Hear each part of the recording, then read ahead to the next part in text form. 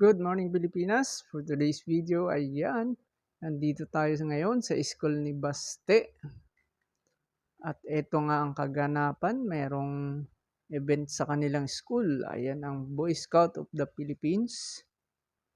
Ayan, bigla tayong napasugod dahil si Baste ay sumali pala. Ayan na nga po si Baste at nandoon sila. Ayun, nandun sila sa dulo. Ayan yung mga maliliit. Ayan.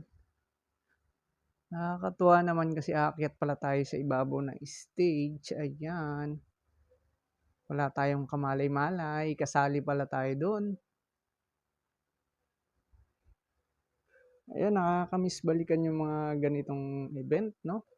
Lalo ng mga kabataan natin. Way back nung tayo elementary din. Sa probinsya, ayan, talagang walang uma-absent pagka ganitong may mga event-event, may mga okasyon sa school. Talagang active talaga yung mga magulang, pati yung mga magulang present talaga yan. Hindi lang yung mga estudyante.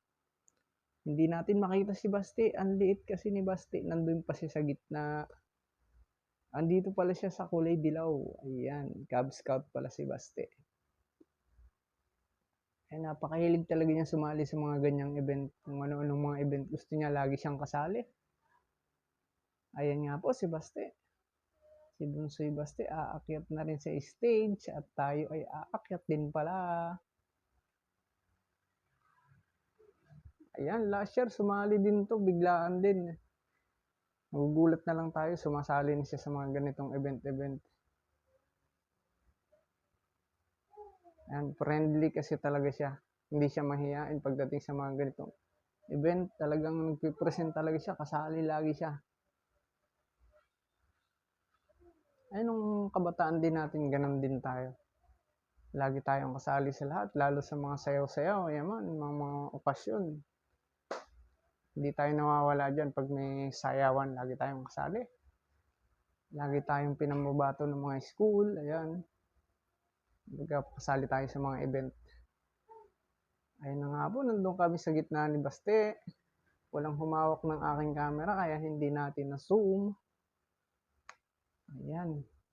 Diyan po tayo sa gitna. Ako po yung naka-sombrero. Na kulay black. Ayan. Ayan nga po, hindi natin nabihisan si Baste dahil yung uniform niya is nasa bahay pa. Biglaan kasi yung pagsali niya kaya hindi nakapagdala ng uniform.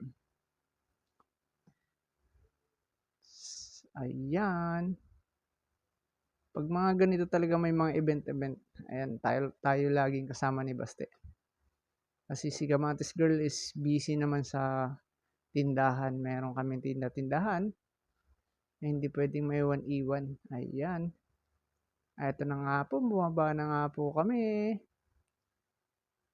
At ako nga po, nagugutom na rin at wala pang almusal. Napakaaga nito. Ayan. Napakalawak ng school ni Baste. Ang laki, sobrang lawak ng school. Kaya ito, akalain mo pangatlong school ito na pinuntahan namin para lang makapag-aral si Baste. At ito yung nagustuhan niya, itong napili niyang school.